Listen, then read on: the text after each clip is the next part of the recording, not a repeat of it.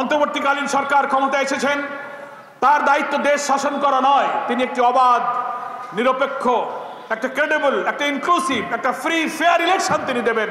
কিন্তু সেই ইলেকশন দিতে অহেতুক বিলম্ব করার মধ্য দিয়ে দিল্লিতে বসে যারা ষড়যন্ত্র করছেন, আন্তর্জাতিক সমস্ত আইন লঙ্ঘন করে একজন পলাতক খুনের আসামিকে যারা আশ্রয় দিয়েছেন, যারা অডিও ভিডিও বক্তব্য দিয়ে আমার দেশের অখণ্ডতার বিরুদ্ধে ষড়যন্ত্র করছেন, তার বিরুদ্ধে অন্তর্বর্তীকালীন সরকারকে আইনি পদক্ষেপ নেওয়ার জন্য আমরা আহ্বান জানাই। আমরা যেমন নির্বাচনের জন্য তাড়াহুড়ো করছি না, তেমনি লম্বা সময় আমরা দিতে চাই না, কারণ লম্বা সময় দিলে ষড়যন্ত্র হবে।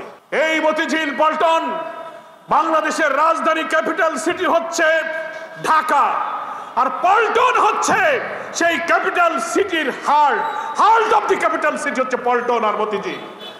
এখানে 28 অক্টোবর 2006 কিভাবে শেখ হাসিনা খুনির নির্দেশে লগি বৈঠা দিয়ে আমার ভাইদেরকে শহীদ করা হয়েছে, কত আন্দোলন, কত শাহাদাত, কত গুলি, কত রক্তের স্মৃতি এই পল্টনে আছে। আজকের এই পল্টনের ঐতিহাসিক কর্মী সম্মেলন থেকে আমরা আমাদের প্রিয় আজহার ভাইয়ের মুক্তি দাবি করছি। কর্মী সম্মেলনের ব্যাপারে দুইটা বক্তব্য আমার। একটা হচ্ছে, আমরা 18 বছরের কালো যুগের অবসানের পিছনে যাদের রক্ত, যাদের জীবন, যাদের শাহাদাত, যারা পঙ্গু হয়েছে, যারা পরিবার পরিজনকে তছনছ করে দিয়েছে, আজকের এই সম্মেলনে আল্লাহ তাআলার কাছে তাদের এই ত্যাগ এবং কোরবানি কবুলের জন্য দোয়া করছি। আমার প্রিয় কর্মী ভাইরা, এই বর্তমান ক্ষমতাসীন সরকার এবং আমরা ফ্যাসিবাদ মুক্ত বাংলাদেশে স্বস্তির যে নিঃশ্বাস ফেলছি, এই মুক্তির স্বাদ পাওয়ার পিছনে আমাদের এই সব কর্মীদের বিরাট কোরবানি, বিরাট গৌরব, বিরাট অংশগ্রহণ এবং তাদের ত্যাগের কারণেই আমরা কিন্তু সুযোগ পেয়েছি। কি বলেন, ঠিক কিনা? ফলে তাদের এই রক্তদান, তাদের এই ত্যাগ, তাদের এই জীবন দানের করে তারা আমাদের কাছে ঋণী করে রেখে গেছে। তাদের এই দায় শেষ করার জন্য আমাদেরকে কিছু দায়িত্ব পালন করতে হবে। অন্তর্বর্তীকালীন সরকার ক্ষমতায় এসেছেন, তার দায়িত্ব দেশ শাসন করা নয়, তিনি একটি অবাধ, নিরপেক্ষ, একটা ক্রেডিবল, একটা ইনক্লুসিভ, একটা ফ্রি ফেয়ার ইলেকশন তিনি দেবেন। কিন্তু সেই ইলেকশন দিতে অহেতুক বিলম্ব করার মধ্য দিয়ে দিল্লিতে বসে যারা ষড়যন্ত্র করছেন, আন্তর্জাতিক সমস্ত আইন লঙ্ঘন করে একজন পলাতক খুনের আসামিকে যারা আশ্রয় দিয়েছেন, যারা অডিও ভিডিও বক্তব্য দিয়ে আমার দেশের অখণ্ডতার বিরুদ্ধে ষড়যন্ত্র করছেন, তার বিরুদ্ধে অন্তর্বর্তীকালীন সরকারকে আইনি পদক্ষেপ নেওয়ার জন্য আমরা আহ্বান জানাই।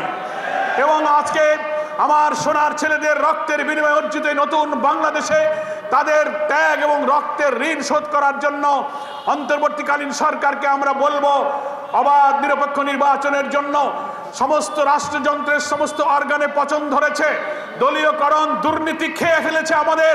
আপনার পক্ষে সমস্ত সংস্কার করা সম্ভব হবে না, কিন্তু নিরপেক্ষ একটা নির্বাচন দিতে গেলে কমপক্ষে যে অর্গানগুলোর সংস্কার করা প্রয়োজন, পুলিশ প্রশাসনের রিফর্ম করবেন, ইলেকশন কমিশনের রিফর্ম করবেন, জুডিশিয়ারি রিফর্ম করবেন, আপনি সিভিল অ্যাডমিনিস্ট্রেশনের রিফর্ম করেন।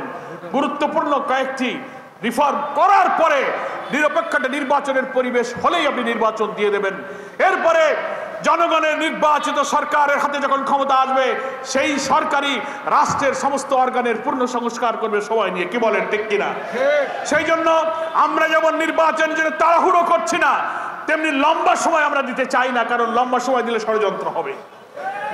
এবং এই অবাধ নির্বাচনে জামাত ইসলামী, ইসলামী ছাত্র শিবির, বাংলাদেশে ফ্যাসিবাদ বিরোধী আন্দোলনে যারা মাঠে রক্ত দিয়েছে, সকলেই এই সরকারের সাথে থাকবে ইনশাআল্লাহ।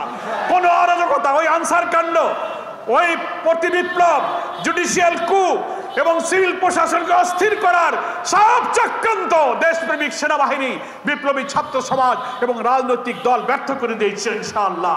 এবং আগামীতে সব ষড়যন্ত্র এদেশের জনগণ ব্যর্থ করবে। এবং আপনার অন্তর্বর্তীকালীন সরকারের প্রধানকে আমি অনুরোধ করব, আপনার ভয় পাওয়ার কিছু নেই, অরিড হওয়ার কিছু নেই।